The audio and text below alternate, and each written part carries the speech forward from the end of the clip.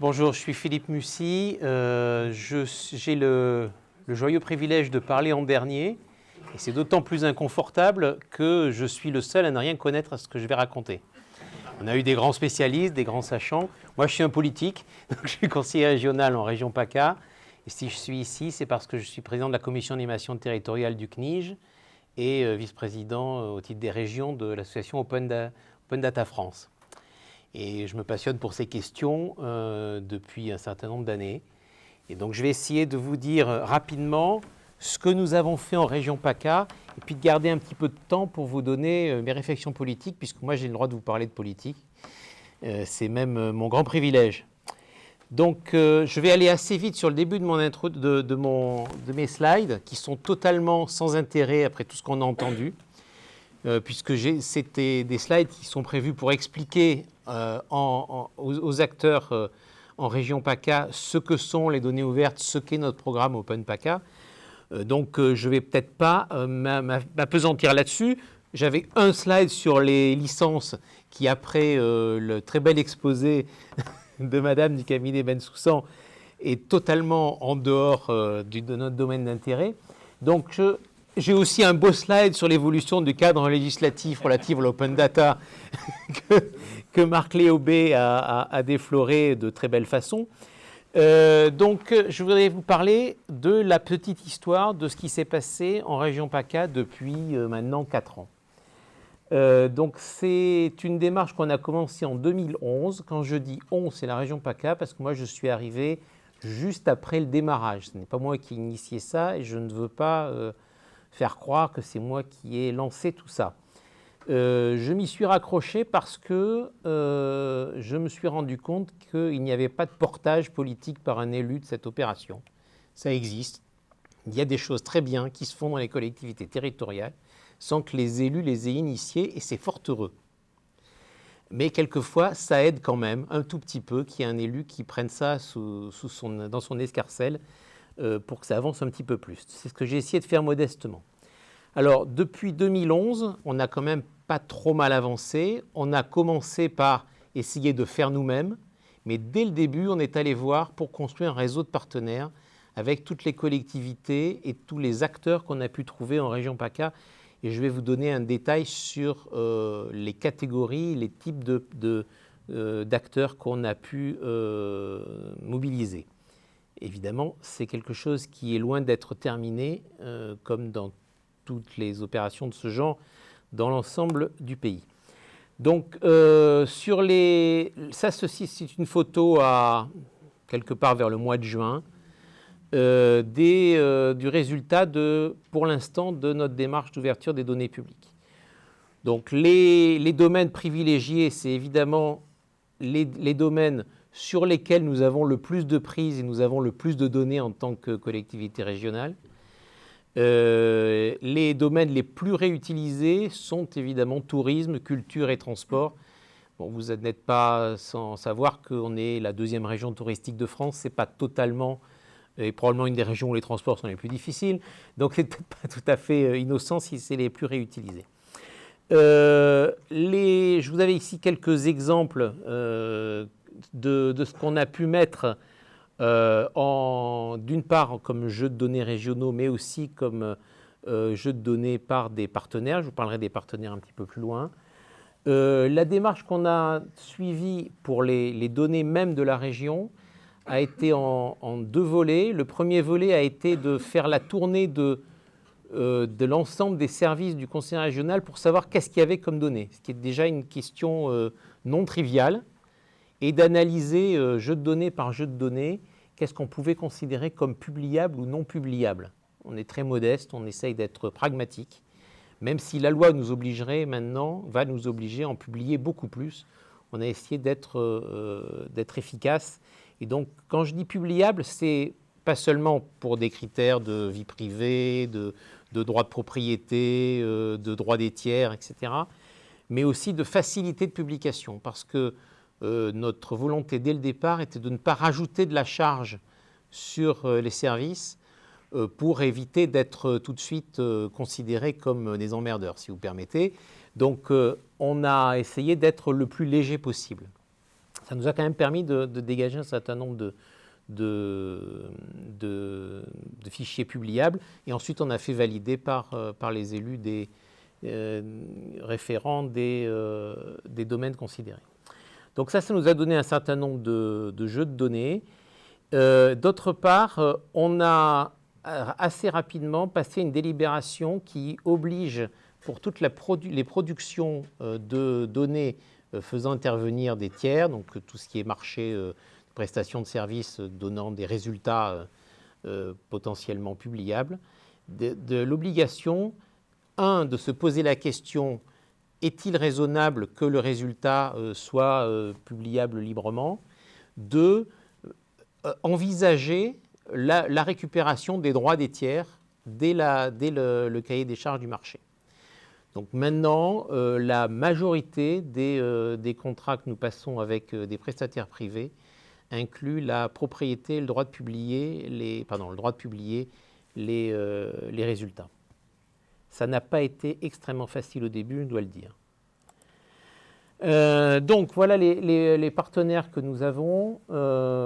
Seulement 15 communes et communautés de communes. Si sur une région de la taille de la région PACA, c'est très modeste. De toutes les tailles, par contre. C'est pas forcément. On a aussi des petites communes qui ont participé à ça. Des départements 3, plus la région, on en parle 2 plus la région. Des associations et évidemment des organisations publiques qui sont essentiellement des agences régionales ou départementales à l'Institut de recherche. 2 entreprises sont des entreprises collaborant au service public. Voici ce qu'on a eu comme statistique de réutilisation. Je vais peut-être aller rapidement là-dessus pour vous parler de notre petit bébé qui est le concours Open PACA. Donc on en est à la 2e itération. L'idée était de permettre la réutilisation dans le monde socio-économique par les entreprises, par les associations, pour produire de la richesse au sens large, intellectuelle ou monétaire, à partir de nos jeux de données et de leur croisement. Donc on a fait un premier concours en 2013. Le 2e vient de se terminer, donc on délibère vendredi pour avoir officiellement les gagnants. Ma grande surprise a été la grande variété des candidats qu'on a pu avoir. Donc on avait là volontairement laissé les possibilités très ouvertes. On a des catégories juste idées jusqu'à des catégories applications existantes. Mais on a eu à peu près toute la gamme, depuis des projets étudiants sur un coin de table jusqu'à des startups qui se sont créées pour au moins 3 d'entre elles sur des produits issus de ce concours. Et sur des choses, je vous donnerai juste un exemple sur le concours 2013. On a une application dont je ne suis pas encore revenu, qui était l'idée de croiser la base des plages du littoral méditerranéen avec la liste des commerces, des bars, restaurants et les transports pour faire un réseau social de construction de sorties à la plage en groupe. Et cette application a donné lieu à la création d'une société qui a beaucoup de succès et qui se porte très bien. Et qui maintenant, petit à petit, développe le produit sur l'ensemble des littoraux européens dans un premier temps. Je crois qu'elle est en train d'attaquer l'Australie. Donc je crois que c'est une leçon à tirer de tout ça. Je ne suis pas le premier à le dire, mais je crois que la chose fantastique, c'est qu'on ne peut pas prévoir à l'avance qu'est-ce qu'on va faire de nos données, et c'est tant mieux. Parce que tout l'intérêt de cette démarche, à mon sens, du point de vue des implications économiques, socio-économiques, c'est que l'intelligence extérieure et le croisement de nos données peuvent produire des choses très intéressantes. Donc c'est ça qu'on a voulu privilégier dans notre concours. Pour l'instant, on y est modestement arrivé à notre petite échelle, je pense. J'espère que ça sera mieux de concours en concours. Et je crois que c'est important pour lever les réticences qui sont tout à fait compréhensibles et légitimes, parce que publier ces données, c'est quand même du travail, c'est des ressources, c'est de l'argent, globalement, ne serait-ce qu'en temps d'agents des collectivités, en serveurs, etc. Est-ce que l'impact économique en vaut le coup? Pour moi, c'est un vrai défi de savoir ça. Ceux qui viennent à la commission animation territoriale, j'en ai plusieurs dans la salle, savent que c'est ma préoccupation globalement pour l'information géographique et les plateformes régionales. Est-ce que l'impact, le coût total du système information géographique Inspire en France, est-ce que c'est à retombée positive ou à retombée négative? C'est une question qui me semble extrêmement importante et c'est une question qu'il faut aussi se poser dans le domaine de l'open data et quelles actions il faut faire pour que les externalités soient positives. Nous, on a essayé ça, il y a sûrement d'autres idées excellentes. Les externalités négatives, on les voit très facilement. Les retombées négatives pour le système, on les imagine assez facilement. Pour vous donner un exemple, à Open Data France, on s'est beaucoup gratté le crâne et on continue pour savoir quelle réponse il faut apporter à Google quand il nous demande de donner des données transport dans son format à lui, en disant de toute façon, si je ne vous les prends pas, vous n'aurez pas de service transport en commun dans Maps et ça sera tant pis pour vous et les gens ne viendront pas chez vous. Donc, on a ces acteurs dominants qui viennent avec leurs exigences et c'est vrai que quand on est tout seul dans sa ville modeste, moyenne ou même grande, c'est difficile de dire non, monsieur Google.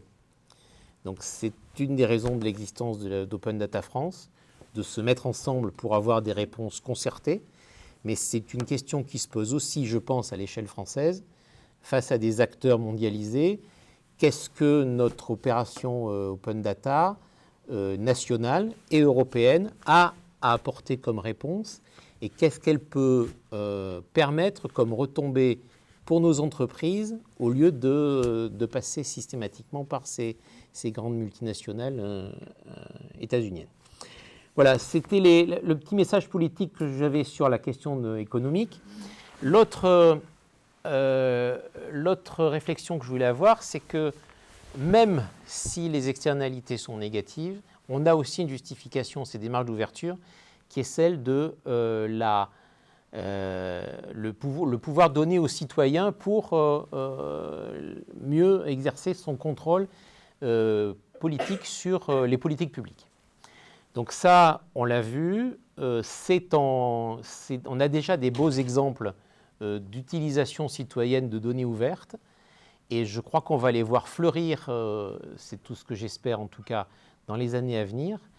Et un des objectifs aussi que nous nous sommes donnés en PACA, c'est de donner aux citoyens les outils pour utiliser les données que nous ouvrons et que nos partenaires ouvrent pour critiquer l'action que peut avoir la région, que peuvent avoir les collectivités dans notre région. Ça a l'air d'être du masochisme, mais je crois que c'est fondamental dans l'évolution de la démocratie dans ce pays. De toute façon, si nous ne le faisons pas, les citoyens le feront et le feront de manière peut-être moins efficace et moins ouverte et moins transparente que ce qu'on peut faire en ouvrant nous-mêmes nos données. Voilà ce que je voulais dire.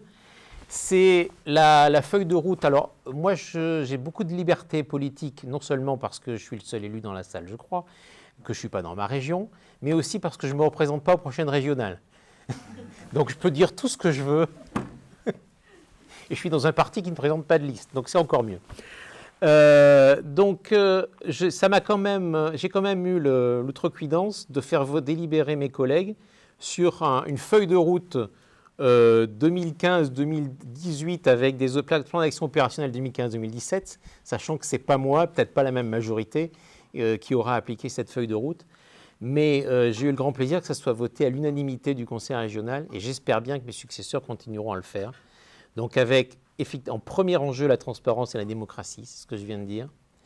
En deuxième enjeu, l'efficience de l'action publique. Le premier résultat qu'on a eu, c'est qu'en faisant le catalogue de nos données, on s'est rendu compte qu'on en avait acheté certaines plusieurs fois. Mais ça, on a tous eu cette expérience-là. Enfin, si vous me dites non, je ne vous crois pas. Et le troisième enjeu, l'innovation et le développement économique. Et c'est, moi je dirais aussi le développement socio-économique parce que Même quand les actions n'ont pas d'impact économique direct en termes de création d'entreprise, elles peuvent aussi avoir des impacts sur la société au sens large. Voilà. Les modestes objectifs qu'on s'est donnés d'ici 2018, et tout ce que j'espère, c'est que mes successeurs arriveront à le faire.